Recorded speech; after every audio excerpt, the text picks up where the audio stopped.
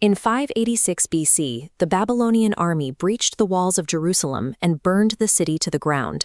The destruction was absolute. The state was erased. The reigning king from the line of David was dragged off to a Babylonian prison. For the Israelites, this triggered an existential crisis. God had promised them an eternal kingdom and a secure land. Now, those promises appeared entirely void. The explanation for this collapse survives in a single physical artifact. Today, we read it as two separate books in our Bibles, 1st and 2nd Kings.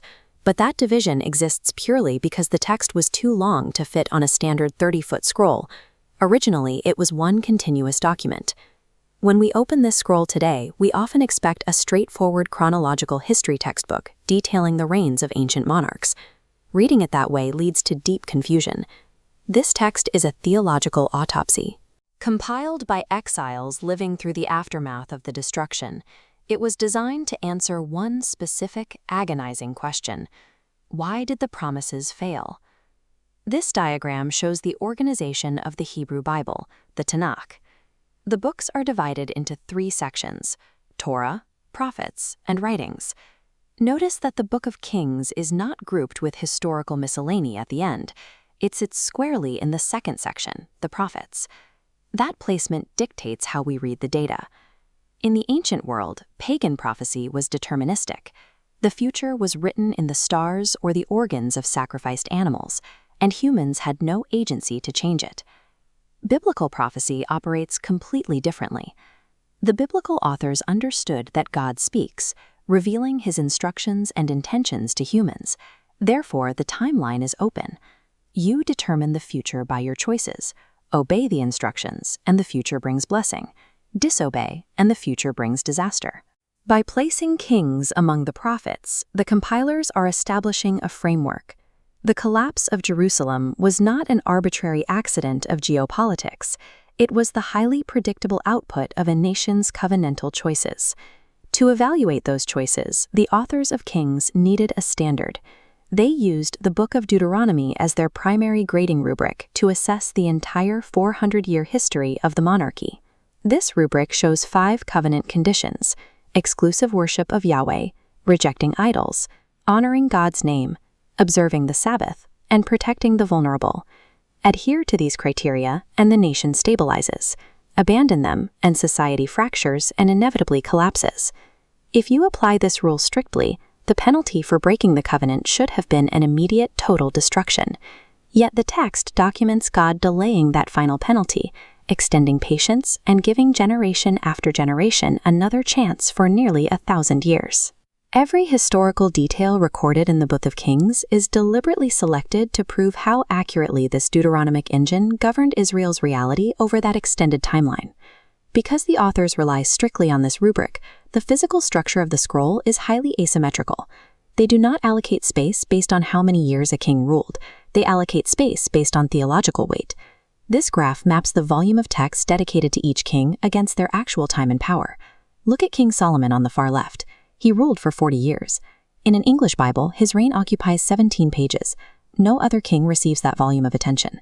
His life sets the defining pattern. Immense divine blessing, ultimately ruined when his heart turns away to worship other gods. Compare that to the era of the divided kingdom. Following Solomon's death, the nation splits into Israel in the north and Judah in the south. The next 350 years are compressed into roughly 60 pages.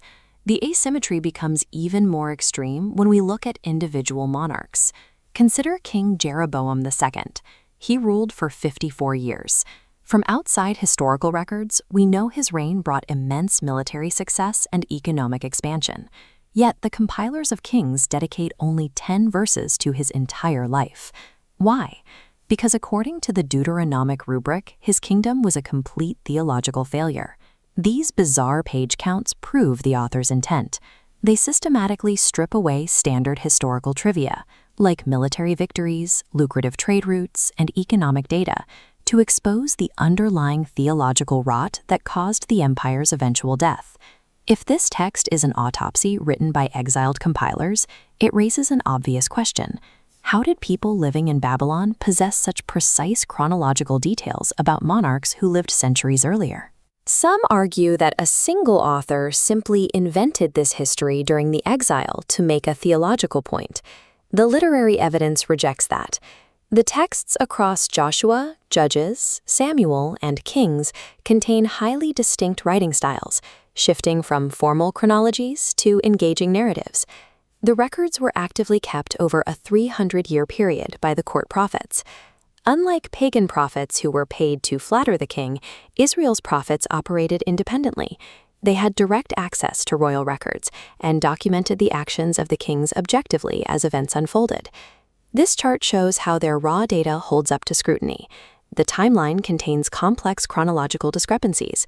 You might see kings inaugurated on the exact same day, showing a 4-year difference in their recorded reigns. But when you apply the historical mechanics of overlapping co-regencies and differing regional calendar start dates, measuring from October in the south versus April in the north, the math aligns perfectly.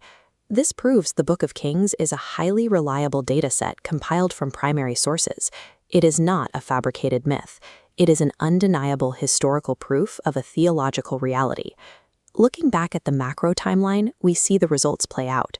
The northern kingdom completely abandoned the covenant and was wiped out by the Assyrians in 722 BC. Judah, in the south, produced a handful of deeply flawed but faithful kings, men like Hezekiah and Josiah, who bought the southern state an additional 150 years. Ultimately, their time ran out. This brings us to the core distinction between the Book of Kings and the later post-exilic Book of Chronicles. Chronicles was written for a people returning to the land, asking how to survive without a king. Kings was written in the darkness of the exile, explaining exactly why that state was lost. The reality of that exile was brutal. The temple was burned. The nation was gone. The people were subjected to the absolute authority of the Babylonian Empire. But the Book of Kings does not end with destruction. In the final paragraph of 2 Kings, the text records an anomaly. In the 37th year of his imprisonment, Jehoiakim, the captured king of Judah, is suddenly released by the Babylonian king and given a seat of honor at the royal table. In a text documenting centuries of accelerating moral collapse and disaster, this final data point stands out. It is a deliberate signal to the exiles. The state has been erased, but the line of David has not been forgotten. It is a quiet proof that even in the darkest moment of the autopsy, God's ultimate promise survives.